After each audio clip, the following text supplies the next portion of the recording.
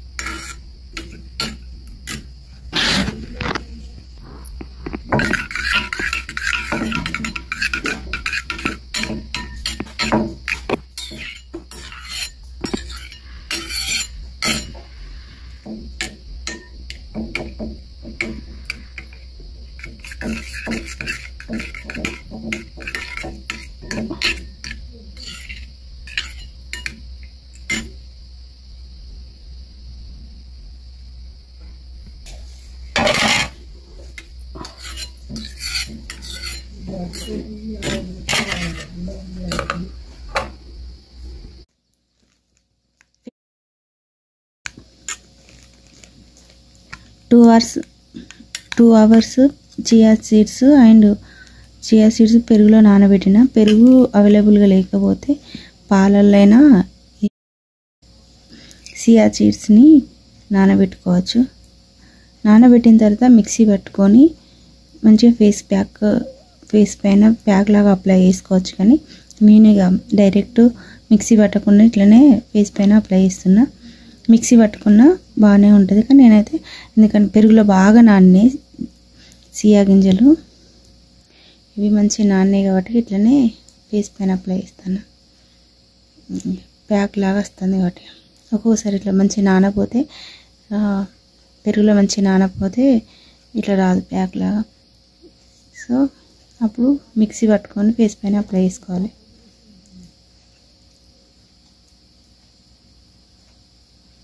ఇప్పుడు నేను డైరెక్ట్గా మిక్సీ పట్టకుండా ఇట్లా అప్లై చేస్తున్నా. ఇట్లా ఫేస్ అంతా అప్లై చేసుకున్న. పెరుగులో మంచిగా చియా సీడ్స్ నానాయి కాబట్టి ఫేస్ పైన ప్యాక్ లాగా అప్లై వచ్చింది.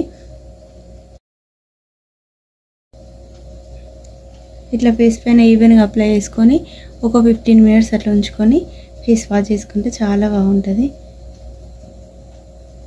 వీక్లీ ట్వైస్ అట్లా అప్లై చేసుకుంటే రిజల్ట్ అనేది చాలా బాగుంటుంది. నేనైతే 15 minutes ఉంచుకొని వాష్ చేసుకుంటా. పెరుగులో మంచిగా నానింది కాబట్టి కానీ ప్యాక్ లాగా ఇట్లా మంచిగా సెట్ చేసుకోవచ్చింది. పెరుగులో నానపోతే మాత్రం చియా గింజలు నానపోతే మిక్సీ పట్టుకోవాలి. నేను 4 hours నానబెట్టిన, అందుకే ఇంత మంచిగా స్ప్రెడ్ అయింది ఫేస్ పైన. ఇంత మంచిగా ప్యాక్ అనేది స్ప్రెడ్ అయింది ఫేస్ పైన, ఈవెన్గా స్ప్రెడ్ అయింది. ఫస్ట్ టైం ఒకసారి నేను ఒక 1 hour అట్లా చియా సీడ్స్ పాలలో నానబెట్టిన, అస్సలకే ఫేస్ పైన సెట్ కాలేదు, ఇట్లా ప్యాక్ లాగా సెట్ కాలేదు. ఇప్పుడు మాత్రం మంచిగా పెరుగులో 4 hours నానబెట్టిన కాబట్టి మంచిగా ప్యాక్ లాగా ఫేస్ పైన సెట్ అయింది. ప్యాక్ లాగా సెట్ కాకపోతే మిక్సీలో ఈ పెరుగు అండ్ సియా గింజలు వేసి 1 అవర్ అలా పెరుగులో నానిన సియా గింజలను విత్ పెరుగు వాటర్ అట్లనే ఉంచి మిక్సీ పట్టి పేస్ట్ తీసుకొని ఇట్లా అప్లై చేసుకోవచ్చు. లేదంటే ఒక 4 అవర్స్ నానబెడితే ఇంత మంచిగా ప్యాక్ సెట్ అవుతుంది. నేనైతే ఇట్లా ఫేస్ ప్యాక్ అప్లై చేసుకున్నాను.